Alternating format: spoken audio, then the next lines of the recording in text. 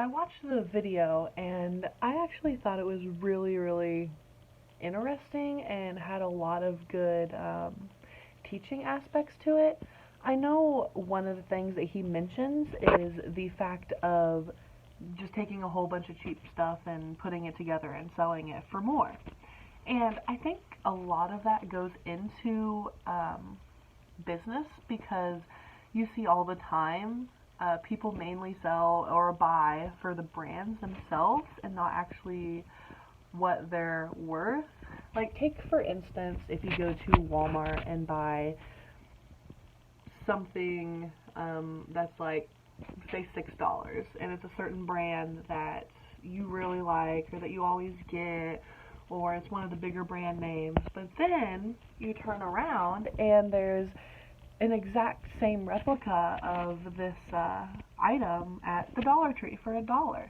Exact same stuff, exact same everything, except for the fact that it's not the same company, so it's not the same brand. Therefore, they can, because of the brand name, because of their popularity within the world, they can just throw a whole bunch of cheap stuff together that would originally sell for like $1 at the Dollar Tree for the same stuff and sell it for higher. And another thing that interested me was the fact that he was talking about how when they first got started, he would weigh his options of how to sell it. Like he said, he didn't want to make it into big bottles because he can't compete with the bigger names such as Coke and Pepsi, and can't compete for space at like the gas stations and different stuff like that. So instead, he made it a smaller version and made it to where he can compete with like the keychains and the batteries and stuff like that. And I think that's a really good selling tactic because a lot of the little stuff is up front and people will see that more than if they're going back to, say, a cooler to get like just a regular size bottle or something like that, where all of these other brand drinks are that are more popular that they know about.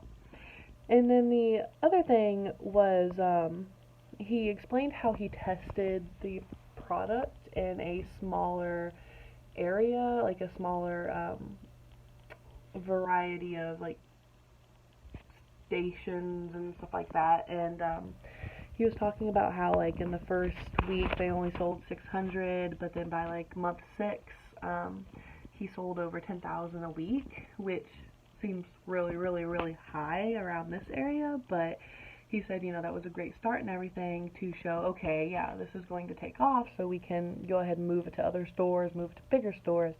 So I guess what he was saying is like he tested the product first in a small area to see if it was even going to take off before he went ahead and said, yep, let's go ahead and spend all this money, all this time making this, sponsoring, advertising, and then nothing coming out of it. And then he was also talking about how to keep successful, to keep the business running and stuff, he didn't focus on just the corporation, how to make money all the time, blah, blah, blah, but he focused on the company's needs, what made the customer happy, and everything like that. And then he also gives to charities, and a lot of times you hear individuals giving to charities, and it seems to make the popularity of the product a lot bigger because they're saying, oh, these people are doing great things, therefore I should buy from them more because it's going to this certain charity or this certain charity. And it makes for a great publicity and to get yourself out there more. And then another thing is he was talking about how it only takes a couple of people to be successful. It doesn't take 20 to 30 people in a corporation to make up or invent these things that could sell.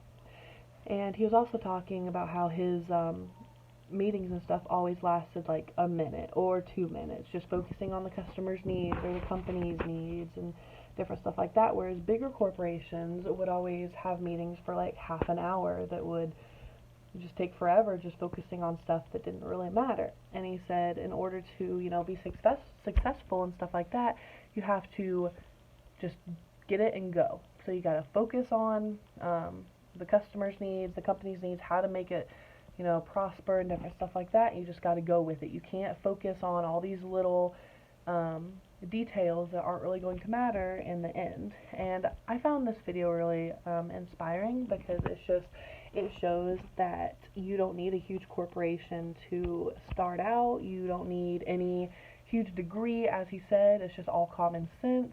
And I think that he did a great job explaining like how he did it, why he did it, what made him successful, and overall I think the video was just really, really great.